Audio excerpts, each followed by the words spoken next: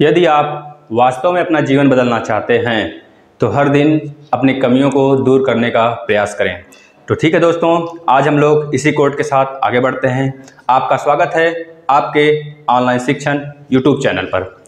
हम लोग मैथ के क्लास पढ़ रहे हैं। मैथ के ये सेशन मैथ का पूरा होता है, बिल्कुल बेसिक से मैथ होता है। हम लोग क्षेत्रमिति के बारे में हमने सर्कल पढ़ लिया, पॉलीगॉन्स पढ़ लिए, उस पर एरिया, पैरामीटर और सर्कल का एरिया, पैरामीटर सबके बारे में पढ़ लिया। और हम लोग ट्रायंगल के बारे में पढ़ रहे हैं आज।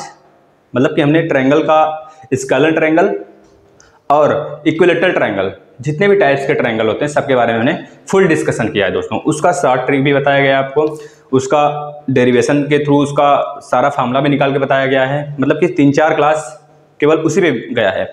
मिला जुला के 6 से 8 क्लास अभी तक हो चुका है। आज हम लोग, जैसे हम लोग का वृत्त खत्म हुआ था, सर्कल खत्म हुआ था, तो हम लोग स्टार्ट किए थे क्वेश्चन। 2-3 दिन क्वेश्चन किए थे, 15, 10, 20 इस तरह करके क्वेश्चन किए थे। आज हम लोग उसी तरह ट्रायंगल के बारे में, ट्रायंगल पूरा खत्म हो चुका है, उस पर क्वेश्चन करेंगे। लगभग आपका है 10-15 क्वेश्चन है, उस पर क्वेश्चन करेंगे। फिर उसके बाद हम लोग आपका रेक्टेंगल स्टार्ट करेंगे। हम रेक्टेंगल में भी हर टाइप के पढ़ेंगे। रेक्टेंगल मतलब पॉलीगॉन्स के अंदर आते हैं, तो पॉलीगॉन्स के अंदर पहले हम लोग रेक्टेंगल के बारे में पढ़ लेंगे। रेक्टेंगल पढ़ेंगे, फिर उसके बाद स्क्वायर पढ़ेंगे, हर तरह काइट पढ़ेंगे, फिर उसके बाद ट्रेपेजियम पढ़ेंगे। इस तरह पढ़ते हुए सब बेसिक से पहले खत्म किया जाएगा। फिर उसके बाद हम लोग क्वेश्चन किया जाएगा, जिससे कि आपको बहुत बेहतर तरीके से आपका मैथ तैयार होगा। और अगर आप NTPC, railway group D, UPSI, Bihar SI और स्टेट PSC के जो एग्जाम्स होते हैं, अगर वो आप लोग फॉर्म भर रखे हुए हैं, अप्लाई कर रखे हुए हैं, तो 100% मानिए आप लोग यहाँ से पढ़ने के बाद ये नहीं बोलेंगे सर कि इसके बाहर से कोई क्वेश्चन आया था। ठीक है, तो आप लोग बने रहिए, हम लोग चलते हैं। आज का क्वेश्चन देखते हैं। पहला देखिए क्या लिखा है। एक त्रिभुज, जो लोग पढ़े हैं दोस्तों उनको दिक्कत नहीं होगा, जो लोग बेसिक पढ़े हुए हैं पीछे से, क्योंकि बेसिक पढ़ेंगे। यहाँ पे हम बेसिक नहीं बताने वाले हैं, क्योंकि बेसिक बता चुके हैं बिल्कुल डिटेल में। 4 से 5 क्लास हुआ है, केवल ट्रायंगल पे हुआ है। आप लोग देखें, प्लेलिस्ट में आइए। एक त्रिभुज और एक समांतर चतुर्भुज, एक त्रिभुज और एक समांतर चतुर्भुज का निर्माण एक ही आधार पर हुआ है। मतलब एक आधार पे, केवल एक आधार पे ये आधार बना दिया गया। इसी आधार पे त्रिभुज भी एक बना है आपका, और एक आपका चतुर्भुज रेक्टेंगल भी बना हुआ है। ऐसे किया जाता है जिससे उनके क्षेत्रफल समान हो। अब आप बताएं, जो त्रिभुज का क्षेत्रफल होता है बेसिक क्या होता है? 1/2 गुणे बेस गुणे हाइट, यही तो होता है त्रिभुज का क्षेत्रफल। और जो रेक्टेंगल का क्षेत्रफल होता है, चतुर्भुज का क्षेत्रफल होता है, आपको पता होना चाहिए। कुछ लोग को पता होगा, नहीं पता होगा इसके बारे में हम लोग डिटेल में पढ़ेंगे, क्योंकि यहाँ पे क्वेश्चन आ गया तो देख लेते हैं। B × H होता है। क्या होता है? B × H। मतलब कि अगर ब्रेथ है और हाइट, ब्रेथ और हाइट का गुणा कर देते हैं तो आ जाता है हमारा रेक्टेंगल का एरिया, है ना। वैसे वहाँ पे ब्रेथ इनटू लेंथ होता है, तो लेंथ को हम लोग हाइट मान लिए यहाँ पे। ठीक है दोस्तों, हाइट की बात करते हैं यहाँ पे। अब देखिए, क्षेत्रफल समान हो, दोनों का क्षेत्रफल समान कर दिए। यदि समांतर चतुर्भुज की ऊंचाई 111 मीटर है, समांतर जो चतुर्भुज है आपका, देखिए बेस तो दोनों का समान है, मतलब इसका B है और इसका भी B है, लेकिन इसका H1 है, इसका H2 है। ठीक है, ध्यान से देखेंगे, बोला गया यही चीज कि दोनों का एरिया बराबर हो। उसके लिए कंडीशन दिया गया कि H2 दिया हुआ है, मतलब कि जो रेक्टेंगल है उसका, उसमें जो H है उसकी वैल्यू दिया हुआ है, और जो बेस है दोनों का वो बराबर है, क्योंकि एक ही बेस से दोनों बनाए गए हैं, तो बेस दोनों का इक्वल हो गया। तो यहाँ पे बेस और बेस तो कैंसिल हो जाएंगे, और H2 की वैल्यू आपको दिया हुआ है, कितना दिया है? 111 मीटर। पूछ रहा है त्रिभुज की हाइट बताइए, मतलब कि H1 की वैल्यू पूछ रहा है, H1 की वैल्यू पूछ रहा है। तो कितना इजी क्वेश्चन हो गया, देखिए आप। 1/2 गुणे H1, और यहाँ पे B और B तो कैंसिल हो गया। H2 की वैल्यू दिया है 111 मीटर, 111 मीटर। तो यहाँ पे देखिए H1 की वैल्यू कितनी आ गई? 222 मीटर। 222 मीटर आप आंसर लगाएंगे, आगे बढ़ेंगे। ठीक है ना। अब दूसरा क्वेश्चन देखिए, ये भी RRB NTPC का जो सेट था 2016 वाला, उसमें शाम वाले किसी सेट में पूछा था, शाम वाले सेट में पूछा था। और इसी टाइप का क्वेश्चन, सेम क्वेश्चन इसी टाइप का आपका पूछा गया था कल लीजिए दूसरे दिन 3-4 सेट में पूछा गया था, बस डाटा डिफरेंट था। इसके बाद ये क्वेश्चन आपका RRB NTPC, और आपका अगर देखेंगे आप UPSI का पुराना वाला सेट उठा के, तो उसमें भी ये क्वेश्चन मिलेगा, बस डाटा चेंज होगा। ठीक है, क्योंकि डाटा चेंज है, आप लोग ध्यान देंगे। चलिए, RRB NTPC है ना। देखिए, हम लोग पहला क्वेश्चन समझ गए, उसमें अगर कुछ आपको नहीं समझ में आया होगा तो आप फिर से बैक करके वीडियो को पॉज करके धीरे से समझिएगा, धीरे धीरे देखकर अगर समझेंगे तो आराम से आ जाएगा। चलिए इस क्वेश्चन को देखते हैं। एक त्रिभुज का आधार 30 सेंटीमीटर और ऊंचाई 6 सेंटीमीटर है। आधार 20 सेंटीमीटर वाले और इससे दोगुने क्षेत्रफल वाले त्रिभुज की ऊंचाई क्या होगी। मतलब समझ रहे हैं कि एक त्रिभुज आपको पहले से दिया हुआ है जिसका एरिया दे दिया है हमें आपको पता है त्रिभुज का एरिया कितना हो जाता है 30 सेंटीमीटर। जब आधार है तो आधार गुणे ऊंचाई यही होता है। तो एक त्रिभुज हमको दे दिया है, एक त्रिभुज का एरिया।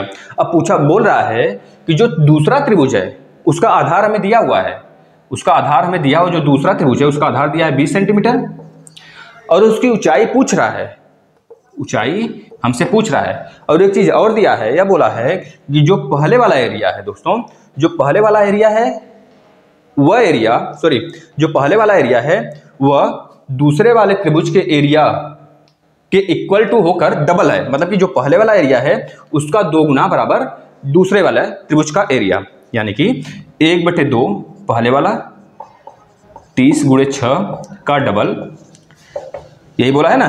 दोगुने क्षेत्रफल वाले त्रिभुज की ऊंचाई क्या होगी, दोगुने क्षेत्रफल वाले इससे दोगुने, मतलब कि जो त्रिभुज हम लोग यह बनाए हैं इससे दोगुने वाले क्षेत्रफल की ऊंचाई क्या होगी। जो अब नया त्रिभुज बनेगा वो क्या बनेगा 1/2 गुणे बेस दिया हुआ है 20, तो 20 गुणे हाइट। अब निकाल दीजिए, मतलब इसका क्षेत्रफल बता दिया हमें पहले से, दोगुने है। अगर दोगुना है तो बस इसका हाइट बता दीजिए। तो देखिए सिंपल है। अब देखिए 2 से 2 गया, यहाँ पे 2 से 10 बार में आ गया। अब इसको इधर लेके चले आइए, 30 गुणे 6/10, इससे काट दिए 3 6 18, कितना आ गया दोस्तों 18 सेंटीमीटर हाइट आ गया इसका, इस दूसरे वाले का। मतलब इसका आंसर क्या हो जाएगा 18 सेंटीमीटर इज राइट आंसर। नहीं समझ आया, फिर से देखिए। बोला है कि एक त्रिभुज आपका है, जो पहला त्रिभुज है उसका एरिया हमें दे दिया है, मतलब उसके बेस और हाइट दिया है, तो हम लोग एरिया निकाल लेंगे। एरिया निकाल लिए, जो एरिया आया है वह दूसरे त्रिभुज के एरिया का डबल है। समझ रहे हैं कि नहीं। अब देखिए यहाँ पे जो दूसरा त्रिभुज की बात कर रहा है, दूसरे त्रिभुज जो है पहले वाले त्रिभुज के एरिया का डबल है, यहाँ पे डबल कर दिया हमने। और दूसरे वाला जो त्रिभुज है, जो बड़ा त्रिभुज है, तभी तो एरिया बड़ा आया, और इसका हाइट हमको निकालना है, बेस दे दिया है, तो बस यहाँ से हम लोग हाइट निकाल लेंगे, है ना। यही था इस क्वेश्चन में, बहुत ज़्यादा मगजमारी नहीं करनी थी, सिंपल क्वेश्चन है। ठीक है दोस्तों, आते हैं नेक्स्ट क्वेश्चन पे। हाँ तो दोस्तों नेक्स्ट क्वेश्चन देखिएगा, दोनों क्वेश्चन अच्छा था, हम लोग अच्छे सॉल्व किए। चलिए नेक्स्ट दूसरा क्वेश्चन देखते हैं। दूसरा क्वेश्चन थर्ड वाला क्वेश्चन में ये बोल रहा है कि त्रिभुज ABC के माध्यिकाएं क्रमशः 9, 12, 15 सेंटीमीटर हैं, तब त्रिभुज का एरिया बताइए। अब आप लोग ध्यान से पढ़े होंगे, हम पढ़ाए थे स्टार्टिंग में कि जब भी कोई स्केलन ट्रायंगल देता है, स्केलन ट्रायंगल मतलब कि जिसकी सारी भुजा अलग अलग हो, विषम बाहु त्रिभुज ABC मान लीजिए, तो अगर इसका माध्यिका बना दिया जाए, हम लोग ऐसे ये माध्यिका देख रहे हैं, ऐसे माध्यिका बना दें तो M1 M2 और M3 बोल दें इसे, M1 M2 M3 बोल दिया जाए, माध्यिका का वैल्यू दे दे आपको और बोले कि आप त्रिभुज का एरिया बताइए। मतलब आपको M1 दे दिया कोई नंबर और M2 दे दिया और M3 दे दिया, कोई माध्यिका दे दिया। अब पूछ लिया कि इस त्रिभुज का एरिया बताइए आप, तो आपको एक फार्मूला बताया गया था, डेरिवेशन के साथ, प्रूफ के साथ कराया गया था। आप लोग पिछला वीडियो देखिए, इसके साथ बेसिक वाला जो हुआ था। तो आप लोग जैसे कि स्केलन ट्रायंगल में हीरोज फार्मूला लगाते थे, विषम बाहु त्रिभुज में जो हम लोग निकालते थे SM, मतलब कि अगर यहाँ पे मीडियन की बात किया है तो हम SM लिख लीजिए। मीडियन क्या हो जाएगा M1 + M2 + M3 बटे 2, ठीक है। यह हाफ पेरीमीटर हो गया, हाफ पेरीमीटर ऑफ ट्रायंगल का फार्मूला निकालते हैं हम लोग इस तरह। लेकिन यहाँ पे जब मीडियन की बात किया हुआ है तो बस हम क्या करेंगे, ABC के प्लेस पे M1 M2 M3 रख लेंगे, बात खत्म, ठीक है। और बाकी सब वही सब सेम रहेगा, यानी कि S। अब यहाँ पे अगर हमको एरिया निकालना हो स्केलन ट्रायंगल का तो हम लोग क्या फार्मूला लगा देते थे, बस वही चीज SM, जो इसका परिमाप होता था, हाफ परिमाप, उसमें से हम लोग बस माइनस करते थे, SM -A करते थे, तो यहाँ पे M1 करेंगे और SM -M2 करेंगे, SM -M3 कर देंगे, बस ये फार्मूला लगाते थे, आप लोग को याद होगा। लेकिन एक साथ और इसके साथ एक काम और करते थे। यह तो हमारा आया किसका, केवल मीडियन का एरिया निकला ना। अगर हमको त्रिभुज की एरिया पूछा जाए तब क्या करेंगे, बस इसी फार्मूले में हम लोग क्या कर देंगे, 4/3 से गुणा कर देंगे, 4/3 से गुणा कर देंगे दोस्तों। बस यह चीज अगर आप लोग याद कर लेंगे तो इस ट्रायंगल का एरिया निकल जाएगा। किसी भी ट्रायंगल का अगर मीडियन दिया हो, चाहे वह राइट एंगल ट्रायंगल हो, चाहे वह स्केलन ट्रायंगल हो, चाहे इक्विलेटरल ट्रायंगल हो, मतलब समबाहु, विषमबाहु, 90 डिग्री, समकोण त्रिभुज, मतलब कि कोई भी समद्विबाहु त्रिभुज हो, कोई भी त्रिभुज हो, अगर उसका देता है आप लोग को क्या निकालने के लिए, मीडियन देकर एरिया निकालने के लिए। तो बस आप लोग यही फार्मूला लगाएंगे, मतलब कि अगर आपको राइट एंगल ट्रायंगल दे दिया तो 1/2 गुणे बेस गुणे हाइट करेंगे, जैसा कि यहाँ पे दिया हुआ राइट एंगल ट्रायंगल है। अब बताते हैं कैसे। तो बस उसमें निकाल के 4/3 से गुणा कर देंगे, मीडियन को बिल्कुल ABC की तरह मान लेंगे, ठीक है। उसको हीरोज फार्मूला की तरह लगा लेंगे। अगर स्केलन है, अगर स्केलन नहीं है तो भी आप क्या करेंगे, बेस और हाइट जो है उसका लेकर 1/2 से गुणा कर देंगे, आ जाएगा किसी भी ट्रायंगल का आपका एरिया आ जाएगा। उसमें 4/3 से गुणा कर देंगे तो पूरे इस ट्रायंगल का एरिया आ जाएगा। मीडियन का पहले निकाल लेंगे, मीडियन को ABC के थ्रू लेकर, फिर आ जाएगा आपका ट्रायंगल का एरिया। बस इसी तरह हमको करना है इस क्वेश्चन को। ध्यान से देखिए आप लोग। अब देखिए सेम इस क्वेश्चन में क्या दिया है, ये ट्रिपलेट है। आप लोग ध्यान से अगर देखेंगे तो 9, 12, 15 पाइथागोरस थ्योरम आप लोग को जानते होंगे, आप लोग को पता होगा। पिछला वीडियो बेसिक से जो देखेंगे उसको सब कुछ पता होगा हमको। देखिए 9 चाहे यहाँ पे रख दीजिए, चाहे यहाँ पे रख दीजिए, यानी कि 9, 12 में दोनों में से कोई यहाँ पे रख दिए और बड़ा वाला भुजा यहाँ पे आ गया। मतलब कि 15 का स्क्वायर इक्वल टू 225 और इन दोनों के स्क्वायर का स्क्वायर करके दोनों को योग कर देंगे। 9 9 81 प्लस 12 का स्क्वायर 144, 144 प्लस 81 करेंगे 225 आ जाएगा। मतलब कि दोनों जब इक्वल आ जाता है दोनों तरफ का तो उसे बोलते हैं हम लोग क्या, पाइथागोरस थ्योरम को प्रूव कर रहा है। अगर इस तरह का ट्रायंगल मेरा बन रहा है, मतलब ये 90 डिग्री ट्रायंगल हुआ, क्योंकि अगर ऐसे बन जाए ये दोनों का स्क्वायर का योग बराबर ये इसका स्क्वायर, तो बस इसको 90 डिग्री ट्रायंगल बोलते हैं। 90 डिग्री ट्रायंगल का एरिया क्या हो जाता है, 1/2। ये 9, 15, 12 जो है ये M1 M2 है, ये ध्यान से देखेंगे M1 M2 M3। बस हम उसको क्या कर लिए हैं, इजी बनाने के लिए उसको हम लोग ABC मान लिए। अब ABC मान के लगाएंगे तो हमारा इजी हो जाएगा। ABC जब भी मीडियन दे तो हमको ABC मान लेना है उस मीडियन को, मतलब ABC भुजा मान लेना है। भुजा मानकर उसका एरिया निकाल लेना है। जो एरिया आएगा उसमें 4/3 से गुणा कर देना है तो आपका उस ट्रायंगल का एरिया आ जाएगा, जब भी मीडियन दिया रहे तब, ठीक है। ध्यान से समझेंगे। देखिए 1/2 9 गुणे 12 तो 2 एकम 2 छक्का 12, 6 9 54।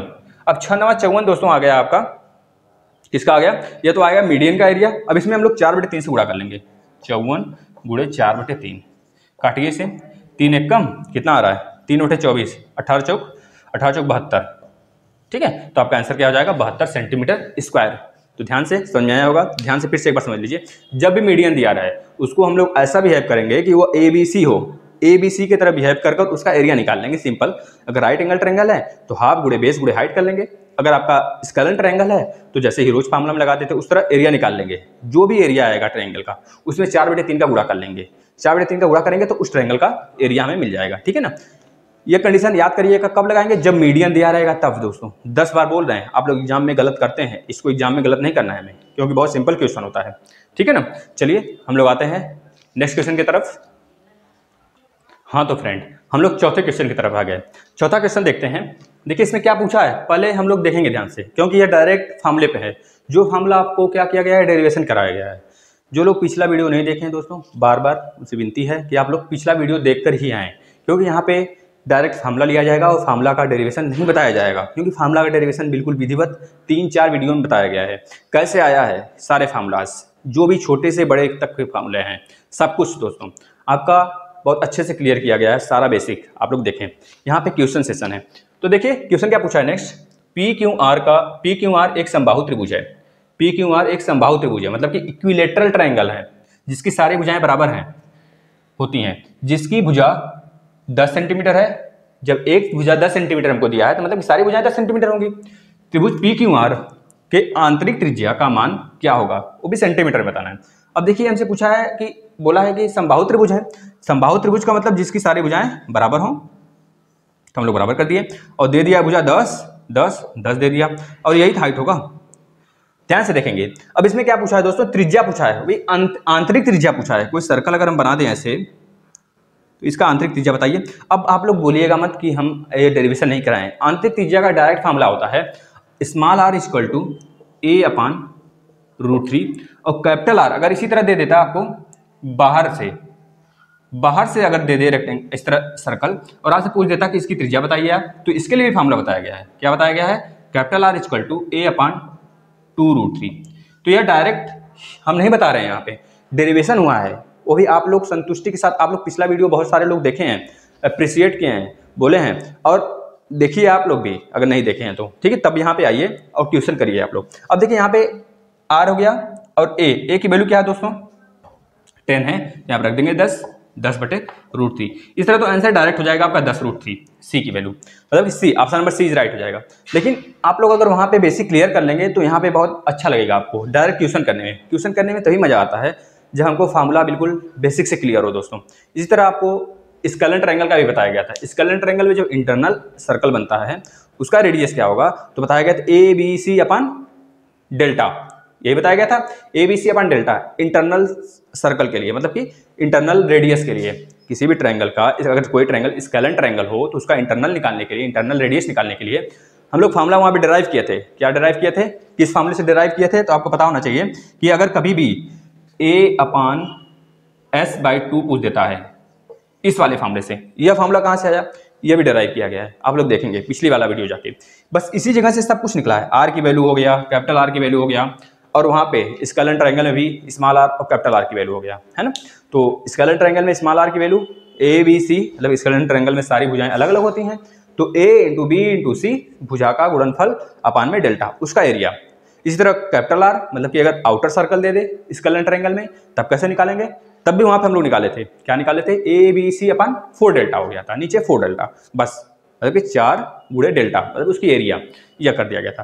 तो आपको यह क्वेश्चन समझ में आया होगा क्योंकि डायरेक्ट क्वेश्चन है। यह क्वेश्चन आपका पूछा गया एसएससी में, रेलवे ग्रुप डी में, आरआरबी ग्रुप डी में पूछा गया है, ठीक है ना, ग्रुप डी में पूछा गया है, और आने वाले ग्रुप डी में 100% पूछा जाएगा, ये आप लिख के ले लीजिए। अगर डायरेक्ट क्वेश्चन बनेगा तो इसी तरह बनेगा जिससे बच्चे परेशान होंगे, क्योंकि जिनको नहीं पता होगा वो क्या करेगा, परेशानी तो होगा। तो आप लोग बने रहिए और वीडियो को देखते रहिए। तो हम आते हैं नेक्स्ट क्वेश्चन की तरफ, आप लोग ध्यान से क्वेश्चन को नोट करते रहिए और अपना सवाल न्यूमेरिकल जो है सॉल्व करते रहिए। चलिए आते हैं नेक्स्ट क्वेश्चन की तरफ, और क्वेश्चन लेते हैं जिससे कि और बेसिक क्लियर होगा। हाँ तो दोस्तों नेक्स्ट क्वेश्चन पे देखिएगा, 5वां नंबर का क्वेश्चन मोस्ट इंपॉर्टेंट है, और इसके लिए आपको पता होना चाहिए समबाहु त्रिभुज का हाइट कैसे निकलता है, और उसके लिए हम पूरा डेरिवेशन के साथ बताए हुए हैं कैसे हाइट निकालते हैं। इसके बाद हम वहाँ पे एरिया भी कैसे निकालते हैं। जब हाइट पता हो गया तो एरिया निकल जाएगा, क्योंकि हमको पता है कि जो समबाहु त्रिभुज होता है, समबाहु त्रिभुज में जो तीनों भुजाएं होती हैं वह इक्वल होते हैं। जब इक्वल होते हैं तो इसका हाइट हमें कहाँ पता होगा, बस बेस मान लीजिए ए दे दिया, तो आपको अगर हाइट पता होगा तभी तो आप रख सकते हैं इस वाले फार्मूले में 1/2 × बेस × हाइट। तो या फिर यह पता रहे या फिर आपको डायरेक्ट हाइट पता रहे, क्योंकि कभी काल के आपको भुजा देकर और हाइट पूछ लेता है, केवल हाइट पूछ लेगा तो हाइट निकालना होगा। अब यह क्वेश्चन हम लोग देखते हैं, ध्यान से आप लोग देखिएगा यह क्वेश्चन क्या पूछ रहा है। इसमें एक समबाहु त्रिभुज का क्षेत्रफल ज्ञात करें यदि त्रिभुज की ऊंचाई 24 सेंटीमीटर है। एक समबाहु त्रिभुज का क्षेत्रफल हमको ज्ञात करना है दोस्तों, जिसके त्रिभुज की ऊंचाई, मतलब उस त्रिभुज का ऊंचाई कितना दिया हो, 24 सेंटीमीटर हो। मतलब कि ये जो हाइट है ना, ये हाइट वो कितना है, 24 सेंटीमीटर है। तो इसका एरिया बताना है, तो एरिया इक्वल टू क्या हो जाता है, पहले तो हाइट एरिया इक्वल टू देख लीजिए √3/4 × भुजा का स्क्वायर। भुजा मान लिए ए है तो हम भुजा का स्क्वायर कर लीजिए, भुजा हमको निकालेंगे तभी तो एरिया निकल पाएगा। अब भुजा के निकालने के लिए आपको हाइट पता होना चाहिए। हाइट क्या होगा, अगर जो लोग यहाँ पे संकोचित थोड़ा सा भी हो रहे हैं वो क्या करें, पिछला वाला वीडियो देखें, क्योंकि हम बार बार उनसे कहना चाहते हैं कि अगर वो डायरेक्ट यहाँ पे आए हैं तो वो पिछला वीडियो देख के आए, नहीं तो यहाँ पे कुछ नहीं समझ में आने वाला है दोस्तों। अगर आप लोग पहले से भी कहीं पढ़ रखे हैं तब तो ठीक है, अगर नहीं पढ़ रखे हैं तो बिल्कुल बेसिक से जीरो से लेकर, मतलब जीरो से जो बच्चा कुछ नहीं जानता है वो भी एरिया मतलब क्षेत्रफल यहाँ पे सीख कर ही जाएगा, हम वादा करते हैं। आप लोग पिछला वीडियो देखें। चलिए तो हम लोग यहाँ पे हाइट हम लोग क्या निकाले थे, हाइट का फॉर्मूला क्या आया था हमारा, h इक्वल टू √3/2 × भुजा। यह हमारा हाइट का फॉर्मूला डायरेक्ट होता है। ये कहाँ से आया है, बार बार बोलते हैं कि जाकर पिछला वीडियो देखें, पूरा डेरिवेशन के साथ बताया गया है कहाँ से आया। h इक्वल टू √3/2 × a, यह हो गया भुजा, और यह पूरा फॉर्मूला हो गया हाइट का। अब देखिए हाइट इक्वल टू यहाँ पे अगर हम रख देंगे, यहाँ पे हाइट रख दें, यानी कि देखिए यहाँ से फिर से आप h इक्वल टू √3/2 × a, और अगर यहाँ पे हाइट हमको दिया हुआ है क्वेश्चन में, अगर हम लोग हाइट यहाँ पे रख देंगे तो हमारा a निकल जाएगा कि नहीं। यहाँ पे इसको ट्रांसफर कर दें, √3/2 को इधर लेकर आएंगे, 2/√3 हो जाएगा, 2/√3 हो जाएगा। यहाँ पे a आ गया, a अब वही तो है हमारा भुजा जो हम माने हुए हैं, a यहाँ से निकाल सकते हैं आप। देखिए इसको जब काटेंगे आप तो 8 × 24 मतलब 8√3 आएगा, 8 × 24, ठीक है। या फिर अगर नहीं समझ में आया कैसे काट दिए हम तो ध्यान से देखिए, 24 × 2√3 था तो बस 1√3 से नीचे मल्टीप्लाई कर लीजिए, यहाँ से भी ऊपर कर लीजिए, कोई फर्क नहीं पड़ने वाला है, नहीं ना। तो यहाँ पे 3 हो जाएगा, √3 × √3 3 हो गया, तो 3 8 जा 24। अब यहाँ पे 8√3 हो गया ना, 8√3, 8 दूनी 16, मतलब ए की वैल्यू कितनी आ गई भुजा हमारा 16√3, 16√3 क्या सेंटीमीटर। ये आ गया भुजा हमारा। जब भुजा आ गया, अब देखिएगा आगे हम लोग कैसे निकाल लेते हैं। अब एरिया, एरिया का फॉर्मूला हमें पता है √3/4 a², ये तो होता है। अब यहाँ पे 4 आ गया, वहाँ पे हाइट वाले में 2 था, √3/2 इंटू ए भुजा था, यहाँ पे एरिया में 4 आ गया, क्योंकि हमको पता है 1/2 गुणे बेस गुणे हाइट होता है, बस इस वजह से 4 आ गया। आप लोग देखेंगे उसको। अब देखिए a = √3/4, क्योंकि हमारा मकसद इस क्वेश्चन का ये है कि एरिया निकालना।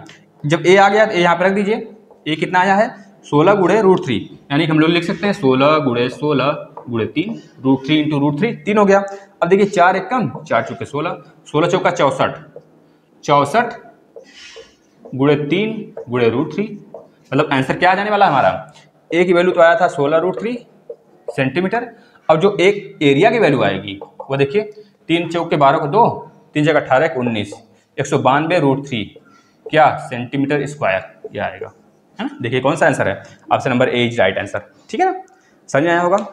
इसी तरह पढ़ते रहिए, बहुत मजा आने वाला है। चलिए हम लोग नेक्स्ट क्वेश्चन पे आते हैं।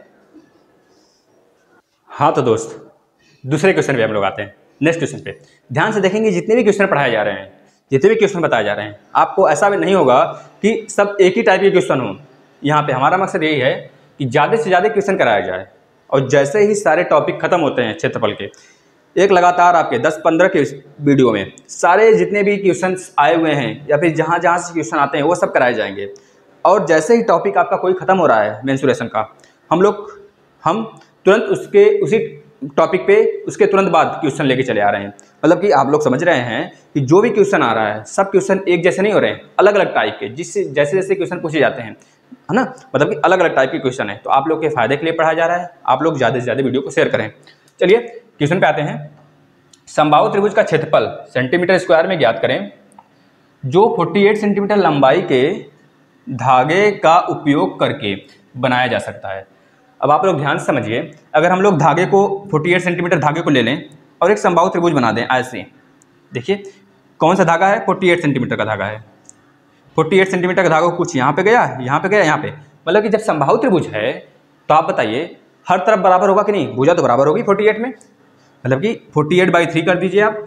48/3 करेंगे तो 3 एकम 3 छक 18, मतलब कि एक भुजा कितने का आ जाएगा, 16 16 16 का आ गया। जब एक एक भुजा हमको पता चल गया 16 16 का, और हमको हाइट हमारा पता है, हाइट का फॉर्मूला क्या हो जाता है, हाइट इक्वल टू हो जाता है √3/2 इंटू साइड।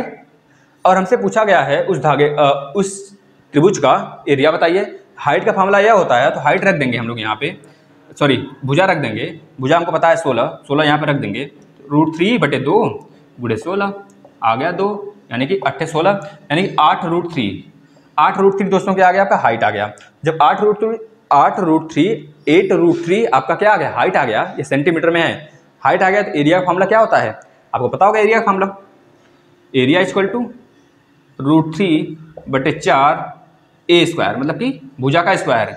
तो यहाँ पे रख दीजिए √3/4, यहाँ पे a की वैल्यू कितनी आई है, अच्छा ये तो डायरेक्ट है ना, आप भुजा के डायरेक्ट रख सकते थे दोस्तों, या तो आप इस तरह करिए, इस तरह करेंगे तो इस तरह के लिए आप फॉर्मूला लगा देंगे 1/2 गुणे हाइट गुणे बेस, हाइट की वैल्यू 8√3 और बेस का 16, या फिर डायरेक्ट आप लोग एरिया निकाल लेंगे। हाइट निकालने से पहले, हाइट नहीं निकालें आप तभी अच्छा है, हाइट नहीं निकालेंगे तब डायरेक्ट आप यहाँ पे a की भुजा रख सकते हैं, 16 गुणे 16 आपका वैल्यू आ जाएगा। जैसे यहाँ पे देखिए a की वैल्यू कितनी है, 16 गुणे 16, 4 एकम 4 चौके 16, 16 चौके 64, यानी एरिया कितना आ गया 64√3 सेंटीमीटर स्क्वायर।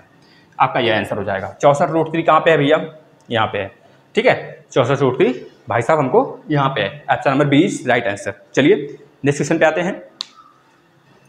हाँ तो दोस्तों नेक्स्ट क्वेश्चन देखते हैं। इसके पहले कुछ बच्चे हैं जो कि पूछ रहे हैं कि सर एरिया कैसे निकाल रहे हैं और हाइट कैसे निकाल रहे हैं आप समबाहु त्रिभुज का, तो उसके बारे में देख लेते हैं पहले।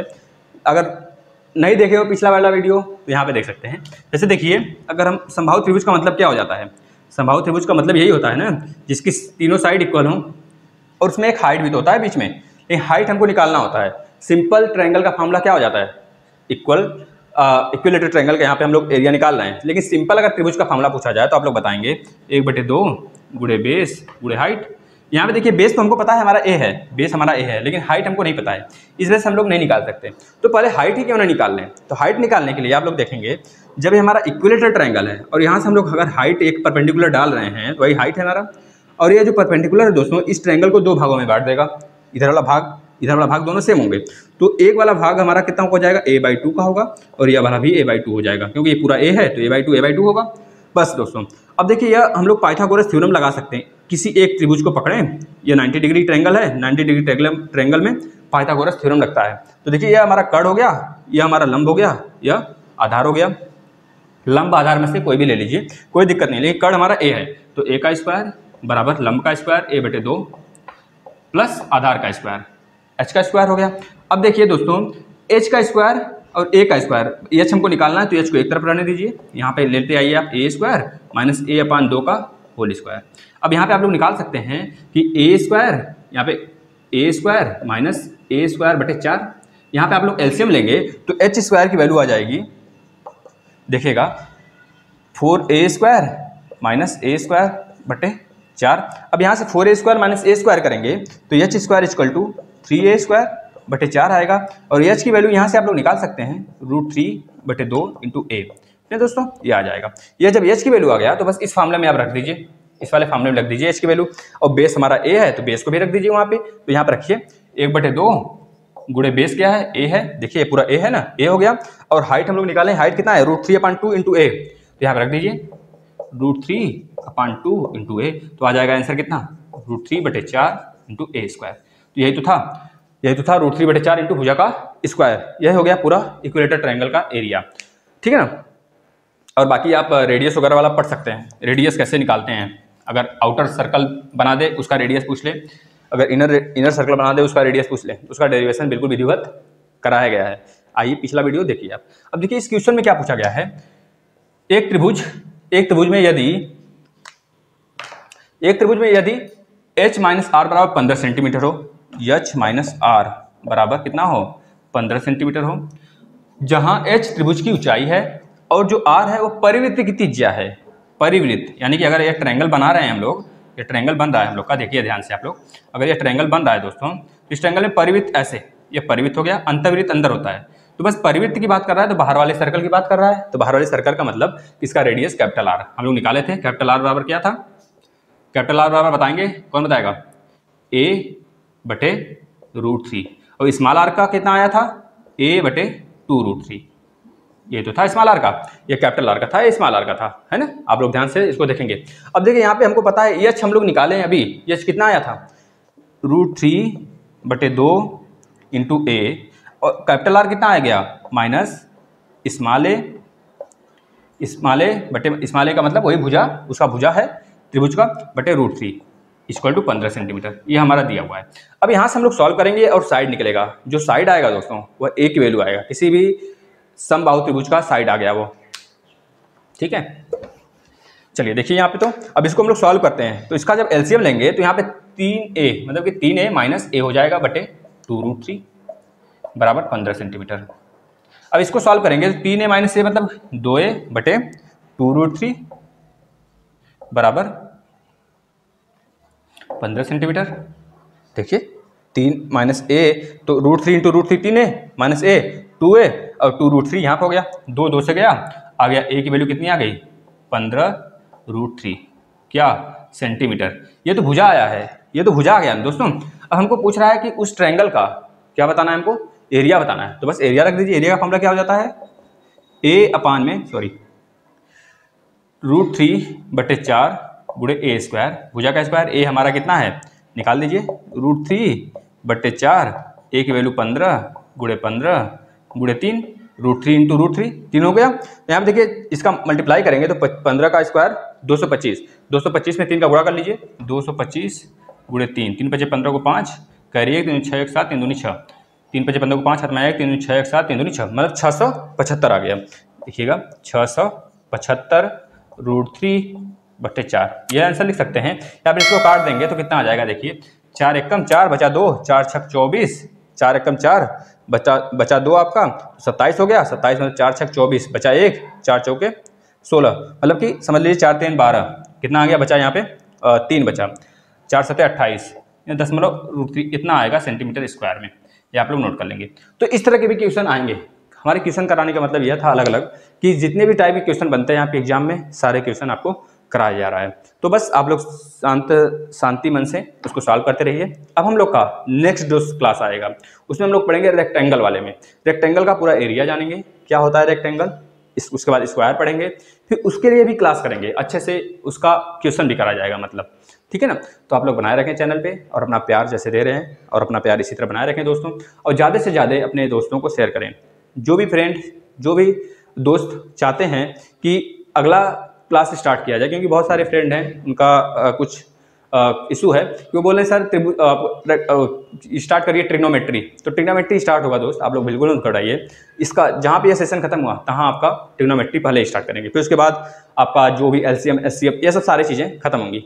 आप लोग ध्यान से बनाए रखिए, आपका एग्जाम होते होते सारा सिलेबस कवर हो जाएगा, बिल्कुल भी चिंता लेने की जरूरत नहीं है आपको, ठीक है। और बाकी सारे क्लासेस चल रहे हैं, करंट के टॉपिक, हर एक टॉपिक करंट के मोस्ट जितने भी प्रोबेबिलिटी बन जाते हैं, प्रोबेबिलिटी बनते हैं क्वेश्चन का, जहाँ से पूछने का, जिस टॉपिक से करंट के, सारे करंट के टॉपिक आप प्लेलिस्ट में पाएंगे। सारे अवार्ड, जितने भी अवार्ड आप लोग नाम सुने होंगे, सारे अवार्ड आइए 12-13 मिनट का बिल्कुल वीडियो पड़ा हुआ है प्लेलिस्ट में, आप लोग देखिए। इसके बाद आपका साइंस के जितने भी ग्रुप डी एनटीपीसी में पूछा गया है, सारे मतलब चैप्टर वाइज 20-20 क्वेश्चन के थ्रू लेकर मैम ने बिल्कुल विधिवत उसको बताया है। प्रीवियस ईयर सारा साइंस का भी क्वेश्चन पढ़ा हुआ है, आप लोग आइए प्लेलिस्ट में देखिए। बाकी आपका एनटीपीसी रेलवे का सॉल्यूशन पेपर चल रहा है प्रीवियस ईयर, उसको भी देखिए, लगभग 5 सेट हो गया है। और आपका अगर देखा जाए हिस्ट्री, पॉलिटी, ज्योग्राफी, ये तो बेसिक से चल रहा है, रीजनिंग भी बिल्कुल बेसिक से चल रहा है, ठीक है। प्रियंका मैम पढ़ा देंगे, इसको आप तो देखेंगे, ठीक है दोस्तों। तो थैंक यू, मिलते हैं रेक्टेंगल वाले क्लास में।